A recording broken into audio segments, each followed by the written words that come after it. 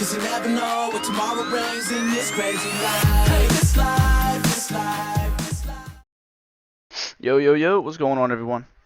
It's Barba223, and here we are again with another build video. So today we are going to be doing a Magic Templar build.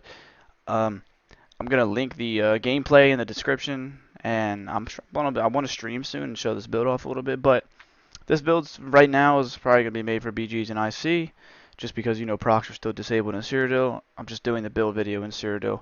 But next update, that'll change, so that's good. I actually put this build together as like a, I guess you could say a troll. Not even really a troll, it was just something I like wanted to use for a while and wanted to test. And, you know, just see hypothetically if it would be good. And it ended up being insanely good. So, like, on average, like, honestly, guys, like, I can easily bang out like a million damage and like 200k healing without any effort whatsoever. And because it's easy to do healing on this build, because it's, first of all, it's a Templar, and second of all, we have a lot of AoE heals, so that's really nice. And also, it has a lot. It accesses a lot of things that normally Magic builds can't. So number one is it has so much damage mitigation and so much passive healing that it's just so nice. And it has a great ability to just turn and burn. So I'm really excited to show you guys because it's something different and it's fun. So without any further ado, let's get into it. As always, make sure you like, comment, subscribe, and yeah, let's just do it. I'll try to make this quick. I'm not trying to have you guys sitting here all day, but you know, let's just do it. So, here we go. So here's our character screen. We have 31k magic. It's not insane amount, but it also is pretty good for what we're running. And we also have no issue really ever with running out of magic. I know the recovery is under 1,000, but as a Templar, you have a lot of recovery that actually isn't shown in the character screen, and as well, we're running a skill that gives us more magic back. So our recovery can actually be a lot higher than this. It's just not. So yeah. So we have 26.5, 22,600, and almost 50 spell damage. So that's not too bad. We almost had 30% crit, which is okay. We also have 4,200 penetration flat, so that goes up more with our weakness to elements. So that's really good too. Yeah, it's solid. We have 2,800 weapon damage, which is kind of funny. That's because Templars get passive weapon damage, so it's why it's higher. I mean, it's stupid, but it is what it is. We have a lot of resistances. So on the back bar, here we are. We have 35k spell resistance, which is above the hard cap. And then we have 31k resistance on physical. But, I mean, that's when you're standing in your thing. When you're outside of that, you have 32 and 28. So still really high. Really good. We have 1444 crit resist. That could be higher. I want it to be higher, but, you know, whatever. So we're running the Mage Mundus Stone, and we are an Orc. I think Orc's really good this patch, to be honest, for magic and stamina. I know Orc gives... I know it gives you max stam, which is okay when you're roll dodging, breaking free, blocking. You get health, which is really nice, and you also get passive heals. That's why I was saying that kind of contributes to the passive healing on the build. And it really stacks well with puncturing sweeps, so very good. And then we get flat weapon and spell damage, plus we get extra movement speed. So very nice. But anyways, let's get into the gear. So on the front bar, we're using Vatestrand's Lightning Staff. I know, guys, I'm sorry. You can call me toxic if you want to. It's my only real proc, so don't be too upset at me. But we're using Vatestrand's Lightning Staff. Now, I said earlier this build is very tanky and uses... it's going to use this as a lot of our single target damage. So you can really melt people with this, because when you have weakness to elements up, obviously... it gives you a nice tether, and it does 25-60 every second, which increases by 1% each time. So it's just a really strong skill that pretty much has 100% uptime. It's just really good on a Magic Templar, Magic DK. Any up close build is Magic or Melee Nightblade. Like, it's just really good. It's really that simple. It's a great ability, a great weapon.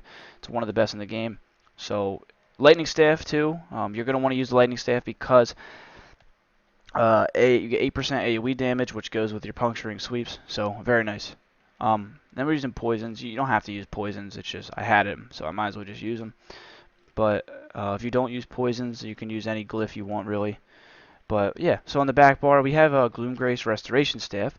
So this set is a sleeper set, guys. I promise this set is amazing. So what it's going to give you is health, healing taken, health, and then the 5-piece is when you take damage, you become a living shadow. So you basically turn black and you turn into a shadow.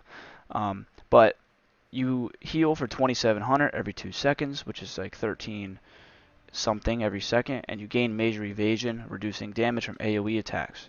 This has a 10-second cooldown because it can happen every 20 seconds, so there's a 10% downtime, or 10-second downtime, I'm sorry. But this set is amazing, guys. It's amazing. Now, the reason I say it's so good is because, number one, getting passive healing is incredible, right? So, being able to just not even do anything and get free heals, look at it, 2900. I'm not even buffed up. It goes up way higher, and BG's is ticking for like 1600 every 2 seconds. Like it's a great heal, and the thing that's even better than the heal is the major evasion. Now, major evasion reduces AOE damage you take. So when you think about that, right? What's AOE damage you take?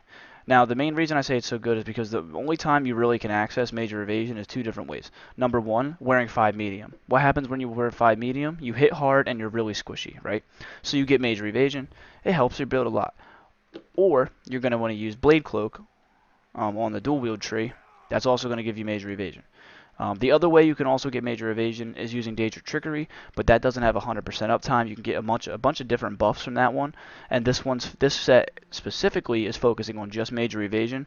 Now, although major protection, major vitality, major mending, like, you can use Danger Trickery if you want to, but I really like having the passive healing, and major evasion is so slept on. It might be my favorite buff in the whole game, because we know everything is AoE damage. Everything besides Nightblade is AoE damage. Like puncturing sweeps, biting jabs, Dawnbreaker, Executioner, the one reverse slice, even two-handed heavy attacks, Vatstrand two-handed heavy attack. Most skills are AoE damage. Subterranean Assault, Deep Fissure, Northern Storm. I can go on for days about this. It's just so nice. The only thing that you might struggle with is against totally single target builds, but you're not even going to struggle because you're already so dang tanky. It's not going to matter. So being able to get major evasion and straight up passive healing that stacks with your orc passive and it stacks with your healing ritual, you're just going to get so much healing back. Like you can end puncturing sweeps as a passive heal as well, so you get so much healing. So I'm telling you, this set is great. Great set. Also powered because our max resistances are already there, and we use the weapon damage glyph just to get a light attack in every now and then and get our healing higher. So we're using Grothdar as our monster set. Very good, of course. It gives max magic, and when you deal damage, you're gonna create a lava thing around you. It does a bunch of damage. It's just a really nice pressure thing here. Like it's just so good. The damage tooltip isn't crazy, but as a Templar, like it has a 5-second downtime, which is really not that big of a deal. It's just so good. Like when you have it up and you're using puncturing sweeps with your Wrath of Elements, and then you had one Grothdar to stack it, it's just so good. So I mean, you could also use Zahn. You could also use Valken Scoria for extra burst instead of dot damage. You could also use Balorg, but I'm not a fan of Balorg. I'd rather use Grothdar on this. I know Balorg's really good, but I'd rather use Grothdar for just straight up damage rather than having to wait until my ultimate's up. You know, Grothdar can tick all the time, so I like that. You could even use Malabeth Scourger if you want to. I'm not a fan of that because you don't really need it on this build. But you could really use any damage monster set you want to. I'm just a big fan of this. I even thought about using Domi-Hoss because that does AoE damage and it's bigger and it also gives you spell damage. But again, this is preference. I really like Grothdar. So Fortified Brass is one of our 5 pieces. It's heavy, of course, so we're running I think we're running 5 heavy maybe, I'm pretty sure. But yeah, it's going to give you health, armor, and then 3,400 armor, which is just a lot. We're also using Reinforce on the chest piece because that's our biggest, armor piece, so you're going to want to use Reinforced on that. And then the rest can probably be in pen. As you can see, these 2 are heavy, our shoulder's light because that's just the Grothdar shoulder I got. And then we're using Fortified Brass here on the waist piece. You're going to want this in pen. You're going to want this in pen as well. I had these 2 pieces on stamina just because I wanted to touch that 20k or 18k threshold, but I'm missing it at the moment by barely any, but it is what it is. Fortified Greaves again, so as you can see we have all heavy pieces except the shoulder. So right now we're actually running 6 heavy. That was my mistake. I mean, if you feel overly tanky and need more sustain, you could drop one of these pieces and go light because you don't really need these to be heavy. It's just like what I had. So just so you know. But yeah. And then we have a gloom grace here, and then our jewelry is 2 gloom graced and fortified. Now we're running all recovery because, as you guys saw, my recovery is literal shit. Stats wise, it's not really, but stats wise it is. So what you would probably want to do here is maybe get rid of these, change these glyphs to infused, and that way you get higher recovery tooltips, and maybe change one of them to spell damage. That's what I would do personally. I have Swift on this because that's just what I had when I bought the ring. I actually like it. It makes me, I know it's 6%, but it feels good. I like it personally, so I'm going to keep Swift. I might transmute these, and I apologize for having the blue ring. I have a purple ring, but I literally couldn't find it. I don't know if I accidentally deconstructed it or something. So I apologize for that. I know it's real noobish, but I promise I have a purple ring somewhere. It is what it is. So anyways, let's do the skills. I'm not trying to have you here forever. So on the front bar, we have Radiant Oppression. It does an insane amount of damage as a finisher. It's a really, really, really, really good ability. It's that simple. It helps you finish all fights so well. And on top of that, it's when you, where is it? Hold on a sec. When you use it, you also get minor sorcery, so it gives you 10% extra spell damage. So that's going to push our spell damage a lot higher, which is very, very nice. Very good. And another nice thing about Templar is, of course, they get reduced ultimate skills, health, magic, and stamina, and ultimate cost. So that's really nice. But yeah, that's what we're using is Radiant Oppression right here. So very good. You could use Solar Barrage, but I got to be honest, guys, the finisher is amazing. And the reason I say don't use Solar Barrage is because we're using Vate Strand, so the next skill is Elemental Drain. Now, on a regular no-proc Templar build, you're probably going to replace Elemental Drain and put on Solar Barrage for the dot damage, but because we have Elemental Drain, we get that crazy dot from Wrath of Elements. And of course, the best part about this is that it essentially gives you 330 recovery. So like I had it at almost a K, right? So already we're up to 1330 recovery, just for having this skill up. And you're going to have this up all the time, so that's flat recovery you're basically getting. So must have this skill, of course. Inner Light is our next skill. Now the crit is important because it gives you a hell of a lot of critical. I tested Solar Barrage instead of this. Do not do that. Trust me, just use Inner Light. It's better. I tested the numbers myself. The numbers are better with this, I think. Not only do you get the crit, you also get 5% max magic, so you're just doing more damage.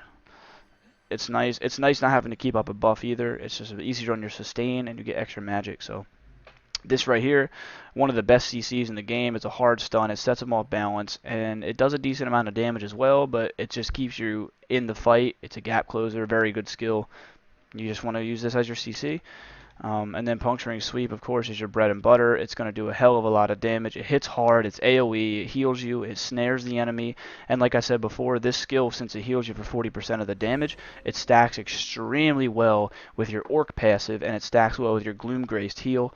So that's why I say on a Templar, Gloom Grace is great, and being an Orc is great because it stacks so well. And then we're using Crescent Sweep. You also could use Nova if you're playing in a group that has someone that has Harmony. It would be a good synergy. Or you could even use the Destro Wall if you're feeling real cheeky. Or you could use Dawnbreaker. So those are your options. But I think Crescent Sweep is the best because it does 60% extra damage to who's near you. So it has over a 10k tooltip for someone that's sitting right in front of you. And it's cheap as hell. So I think that's the best one to use. I've hit like 9Ks with it, and I'm on a heavy armor build. So. And then the back bar, we're using Channel Focus, probably the best armor buff in my opinion because it gives you 480 recovery. So as I mentioned earlier, we're at about 1300 with weakness to elements. And then you add 480 to that, you're already almost at like 1900 or 1800, right? So very good. And then when you pop a potion, bang, you're over 2k. So that's why I say like your recovery is much higher than what the stat says. It's very, very, very good. So I like that. And then Extended Ritual, you need this. Like I said before, it stacks so well with your passive healing. Very, very good. And the best part about it is in those little proc tards that use procs, you can just cleanse them. It's an expensive skill, but it's so worth it, to use this and sacrifice the magic that it costs to get rid of those harmful effects. Because there's certain effects that are very important to get rid of. Like the Nightblade debuffs and armor debuffs and DK, dots. So very good skill. You have to have this. It's a very good heal as well. So Rapid regen is your bread and butter dot heal. That's why we're using aggressive staff, because of this skill. I feel so much safer when I do. If you really want to, hypothetically, you could go vamp and use sword and board and use a mist form instead, but I don't like that. I like using rapid regen. It makes me feel so much stronger. So I really, really like that. So yeah. So Honor the Dead is a really nice tooltip. It's about 10k. We're unbuffed, so very, very good. We pop a potion, whatever. So we're at 1254 flat for recovery, and then this goes over to almost 11k, and that's before we get minor sorcery as well, and that's before we heavy attack for our major mending. That's before our glyph, so it's going to go a lot higher. Very good skill. Degeneration is your major sorcery buff, and it does damage. So obviously you need this on your bar. It's a very good skill. It's that simple. You need it. So, and then we have the Resto Wall here. I think it's my favorite back bar ultimate. You could use Remembrance, I guess, if you really want to, but I don't see a reason to do that, because it's so much better to just use this when it lasts longer, and it also, you can move around while you're doing it. You can go offensive. It pretty much gives you invincibility, and you can just go offensive. So that's why I use what I use. And I don't even buy this here, guys. This passive, like, I don't know. So I don't really care to resurrect people. I play BGs. I'm not rezzing someone in a BG. So, yeah. But that's what I'm using. If you really want to see the CP, I guess I can just tell you. I don't have them on right now, so I apologize for that.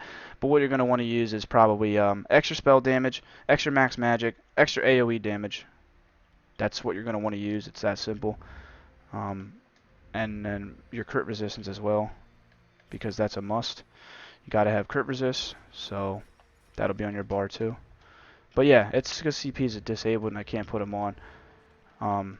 But yeah, I play no CP, so like I'm not that worried about it. But if you want, I will edit the video and tell you what CP I use in the bottom. So there you go. That's pretty much it, guys. I'm going to be hopefully streaming soon or uploading more gameplay of this build. I will leave the gameplay in the description. Let me know what you guys think down below. It's a little fun, different build. Very tanky, very fun. So as always, guys, thank you for the support. We're on our way. We're over 500 subs. Hopefully we can get to 600 soon. So thanks, guys, and have a good one. I really appreciate it. So let me know what you think, of course, like always. Thanks.